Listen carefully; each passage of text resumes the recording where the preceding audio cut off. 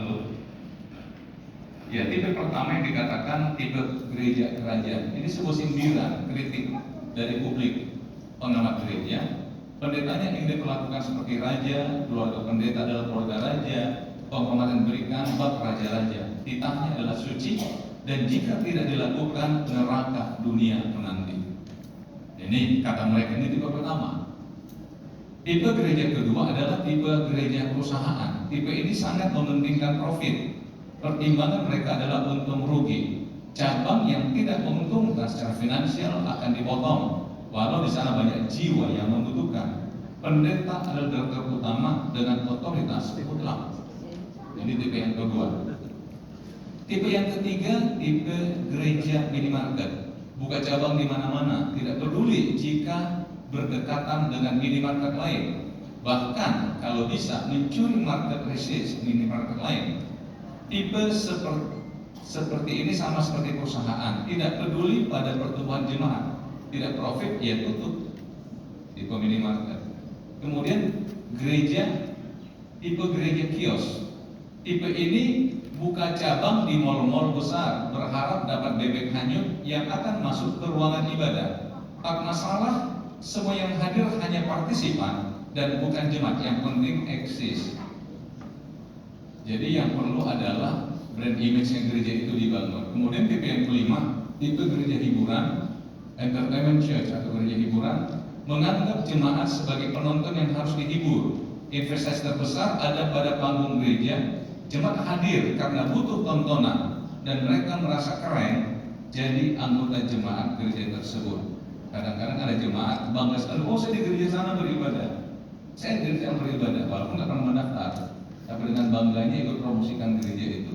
Ini ada di kota-kota besar. Tipe gereja gayu, di sini minyak urapan, ini to the point sekali dia, adalah bukti dari iman dan alam roh adalah tempat bermain.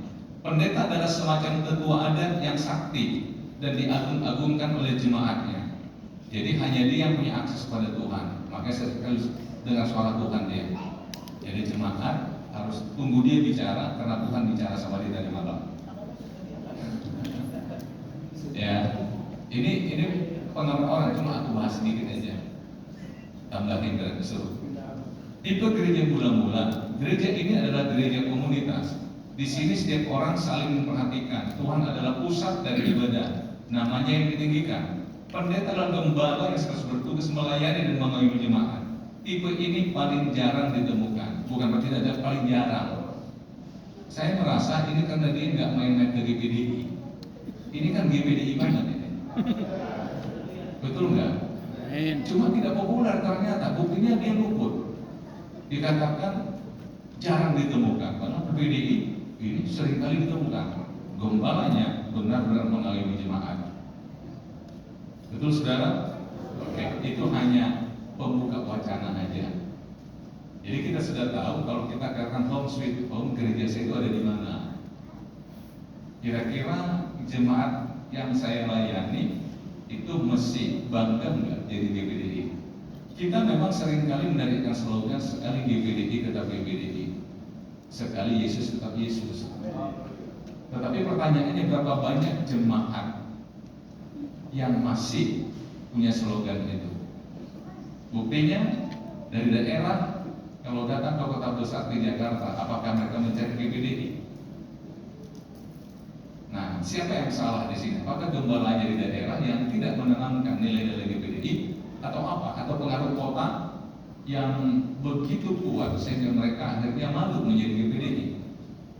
Ya.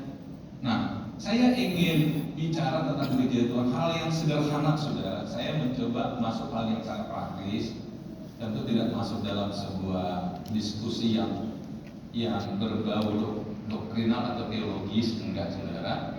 Tapi hal-hal yang menurut saya, karena kita kan juga anak-anak gembala juga punya pemahaman yang berbeda-beda.